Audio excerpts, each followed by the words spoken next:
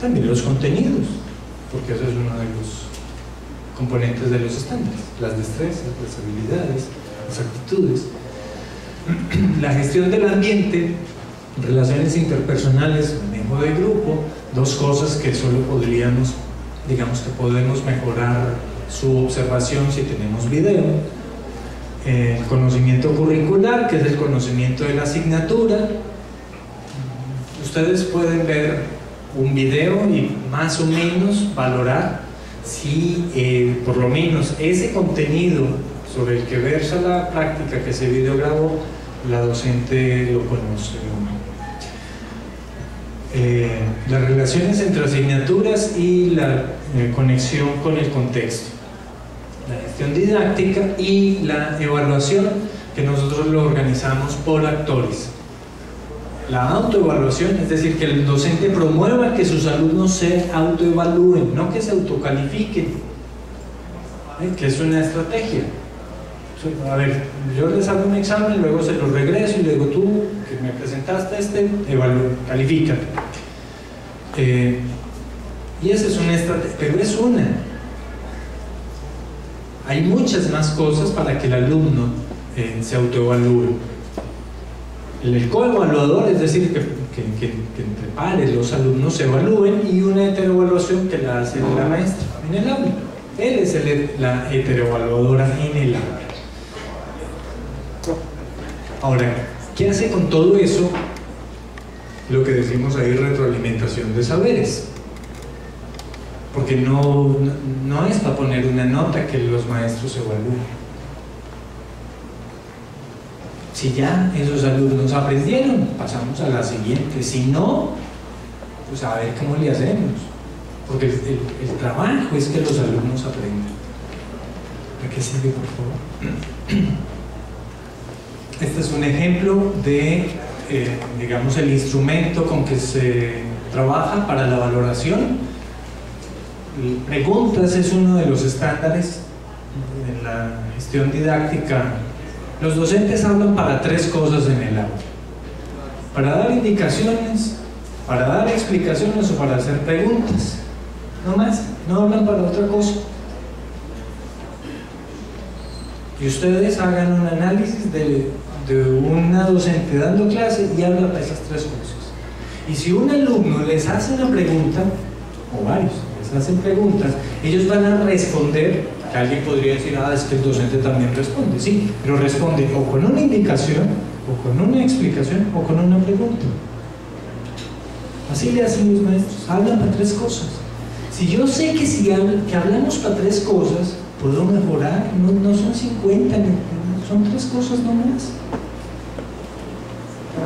Bueno, estas son preguntas.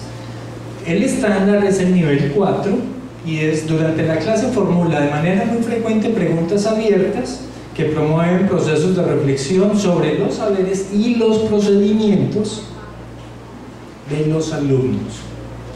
Estamos evaluando el desempeño del docente, pero resulta que el desempeño del docente se verifica, en este caso, con lo que hacen los alumnos. Entonces, enseguida están unas pautas para observar. Lo que dice, en resumen, es: pónganle cuidado a cómo pregunta el maestro y a cómo responden sus alumnos. Y ahí usted va a diferenciar si son preguntas cerradas. ¿Por qué? Porque demanda de los alumnos memoria. O preguntas abiertas, que demandan otro tipo de habilidad cognitiva. Una explicación de por qué lo dije, de por qué dije lo que dije, o de qué hice para llegar a donde llegué. Y eso depende del tipo de pregunta y la frecuencia de ellas. Ahí están los niveles: preguntas cerradas, de manera ocasional las abiertas, más frecuente y más frecuente, una casilla para valorar. Yo veo a los docentes, veo al docente a la que entrega clase, digo, mire, sus preguntas son del nivel 1, y lo justifico. El otro mira y el otro mira mira y yo me miro y luego nos sentamos a conversar, lo más de bueno. La que sigue, por favor.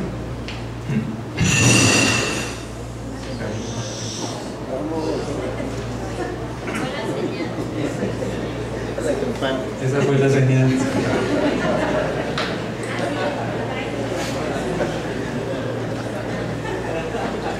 No usaron campana. Bueno, el proceso rápido con el de docentes hay que capacitar. Los docentes tienen que conocer sobre qué los van a evaluar. Ahí están los cuadernillos en internet por si se los esconden. No son cosas sobre las que tengan que preparar nada. Lo que más les gusta a los docentes es que no tienen que estudiar para esto. Y no por flojos, es porque lo que van a evaluar es lo que hace. Y ya, así de simple. Entonces hay que capacitarlos, que lo conozcan, que los conozcan todos. Además, se hace un registro de clases, se hace una valoración. La valoración puede ser individual o colectiva, nosotros preferimos que sea individual, es decir, el coevaluador y el heteroevaluador que entraron a observar a la docente que está dando clase, lo valoran individualmente. La docente que se dedica a dar su clase, no le vamos a quitar tiempo, usted dé su clase, alguien lo videograba con consentimiento de la persona, es decir, nada de Big Brother, ni nada de esas cosas. Y él con esa memoria externa, o ella con esa memoria externa, un rato, es decir, necesita 1 hora o 40 minutos que fue su clase, se observa y se valora. Con esas 3 valoraciones se sientan a conversar. ¿Cómo te vi? ¿Cómo estás? Nosotros lo único que pautamos en la conversación, es decirles, ustedes pónganse de acuerdo, ¿cuánto tiempo van a usar? El tiempo es fundamental. 1 hora, 1 hora. Van a conversar 1 hora. ¿Quién va a moderar la conversación? Porque esta cosa de ¿quién va a moderar? Y el procedimiento para conversar. Con esas 3 cosas, siéntense a conversar. ¿Sobre qué? Ahí están los estándares, ahí está la práctica, y ahí están las valoraciones y la justificación. Y les aseguro que después de 1 hora van a ir por ahí del 2 o del 3 o del 4. Están conversando, muy importante. Lo ven ellos, no lo digo yo, no estoy vendiendo nada. Luego hay que plantearse un trayecto de mejora. Lo que nosotros planteábamos al inicio, que nos parecía lo más obvio, era que los trayectos fueran individuales. La sorpresa fue que durante el piloteo las docentes que conversaban se daban cuenta que se parecían mucho en la forma de dar clase. Entonces decían, bueno, pues no, ¿y para qué individual? Hagámoslo colectivo. Y hacían trayectos de formación colectiva con base en estándares. Y a alguien le hacía seguimiento y el acompañamiento también. Es decir, es probable que ustedes no encuentren, después de estos estándares, todavía no se ha desarrollado la literatura de cómo preguntar. Espero que a alguien se le ocurra escribir un libro. Mentiras, hay muchos libros sobre la forma de hablar en el aula. Pero ustedes cuando lo vean se van a dar cuenta que ustedes mismos pueden conversar sobre cómo son buenas maneras de preguntar. No solamente de preguntar con el habla, sino cuando les pongan una tarea, cuando les pongan un proyecto. Ahora estaba escuchando a alguien que estaba explicando un proyecto para mejorar la redacción y presentación de proyectos y cosas. Bueno, las preguntas son muy importantes. Y va de nuevo. Nosotros decíamos, mira, tú por lo menos 1 vez al año haz el ejercicio y a ver qué pasa. Los de gestión escolar, sigue por favor. En la construcción se revisó las tendencias internacionales sobre qué se evalúa para la gestión escolar y buenas prácticas de escuelas públicas mexicanas. ¿Qué son buenas escuelas públicas mexicanas para nosotros? Las escuelas que rompen lo que llamamos el determinismo social. Es decir, aquellas escuelas donde estudien niños de familias en situación socioeconómica de marginación y los alumnos aprenden. Esas son buenas escuelas. Puede que las buenas escuelas también sean las que obtienen 800 en enlace. Lo que pasa es que quién sabe qué tan buenas son. Si esos alumnos obtienen 800 por lo que aprenden en la escuela o por su capital sociocultural de casa. En cambio, cuando el capital sociocultural de los alumnos corresponde a niveles socioeconómicos bajos y sin embargo están aprendiendo, qué bueno que aprendamos de esas escuelas. Bueno, los estándares obedecen a ellas. La que sigue, por favor.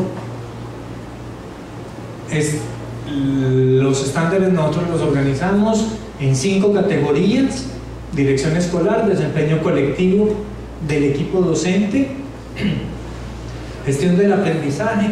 En la gestión del aprendizaje está en la mitad y su primero es la prioridad del aprendizaje, es decir, la escuela se tiene que dedicar a eso. Sé que tenían que hacer otras cosas, pero si las otras cosas las hacen a la luz del aprendizaje de los alumnos, yo les cuento, ustedes lo saben. Órganos oficiales de apoyo a las escuelas: Consejo Técnico Escolar y el Consejo Escolar de Participación, y la participación de los padres, de los familiares. A mí me gusta más ya decir familiares. Y es la incorporación académica de la familia a la escuela y el apoyo que ellos puedan dar a los alumnos para el aprendizaje. ¿Qué sigue, por favor? Bueno, eso a grandes rasgos es lo que hicimos. Hay láminas de historia y de geografía, de historia de los estándares, pero las omití porque tenía poco tiempo. ¿Qué pasó? Los estándares curriculares que nosotros planteamos no quedaron en el 592. En el 592 quedó algo que hicieron en otro lado, literalmente en otro lado. Entonces, nada de lo que yo les conté de estándares curriculares es lo que encuentran en el 592, sin embargo está en la página que les voy a contar. Reforma de los estándares de desempeño docente. Algunas cosas tenemos entendido que fueron incluidas o están siendo incluidas en los lineamientos de reforma y de carrera magisterial y evaluación universal de docentes y directivos, y no en el catálogo, bueno, en el catálogo, en los lineamientos para el catálogo